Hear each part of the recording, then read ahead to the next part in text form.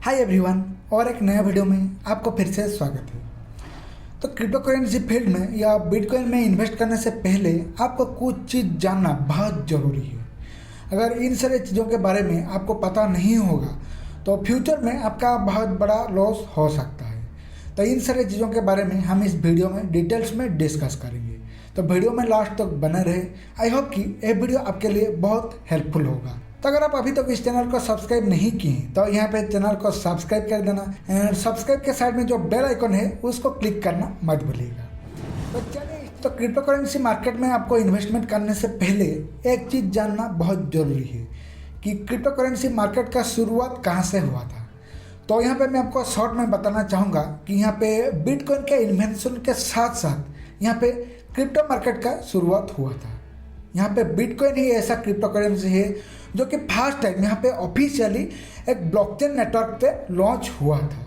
Bitcoin का यहाँ पे खुद का ब्लॉकचेन है एंड यहाँ पे बिटकॉइन से पहले भी बहुत सारा क्रिप्टो कॉइन्स को टेस्ट किया जा रहा था, लेकिन यहाँ पे ऑफिशियली लॉन्च नहीं किया गया। तो 2009 में बिटकॉइन के इन्वेंशन के साथ साथ क्रिप्टो मार्केट का शुरुआत हुआ। देन यहाँ पे बहुत सारे क्रिप्टो करेंसी आने लगे एंड देन यहाँ पे 2015 में यहाँ पे और एक बड़ा क्रिप्टो करेंसी एथेरियम का जन्म हुआ।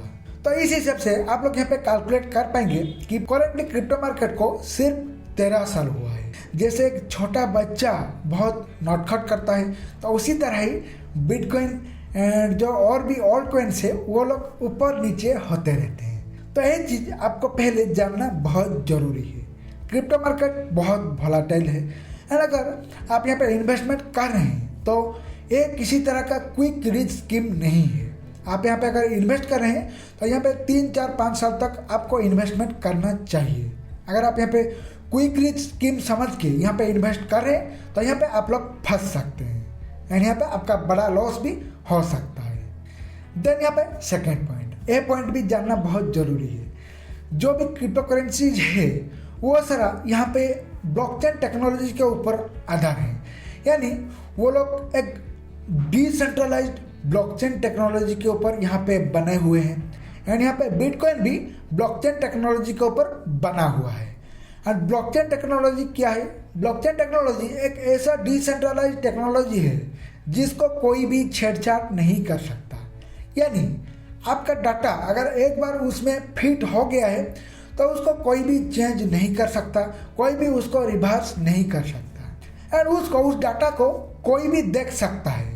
अगर यहाँ पे मैं एक एग्जांपल देता हूँ तो आप यहाँ पे कुछ बिटकॉइन और किसी को ट्रांसफ़र किए तो उसके पास आपका बिटकॉइन एड्रेस है, तो वो कभी भी आपका जो एड्रेस है, आपका जो ट्रांजेक्शन आईडी है, उस आईडी में जाके कभी भी चेक कर सकता है कि मुझे पेमेंट कब मिला था।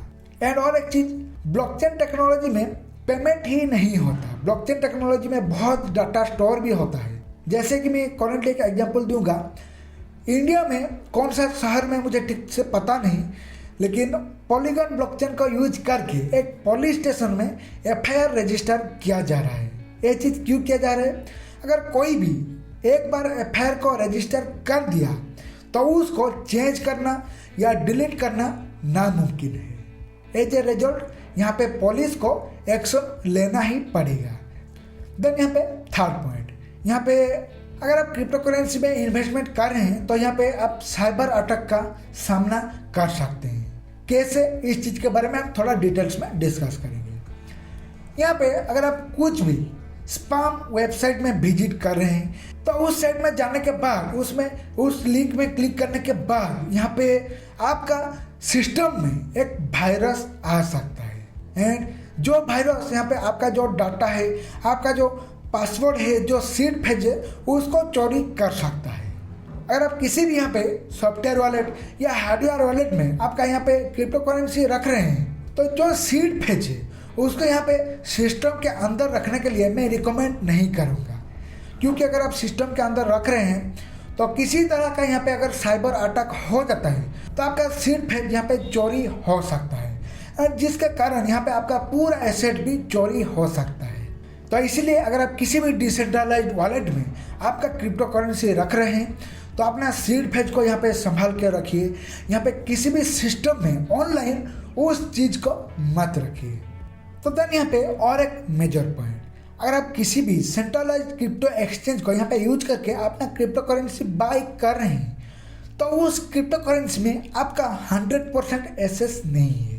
तो ये चीज़ मैं यहाँ पे क्यों बोल रहा हूँ, अगर यहाँ पे सेंट्रलाइज्ड एक्सचेंजेस चाहें तो आपका जो क्रिप्टो करेंसी है उसको सेल कर सकते हैं या उसको यहाँ पे कहाँ पे भी इन्वेस्ट कर सकते हैं।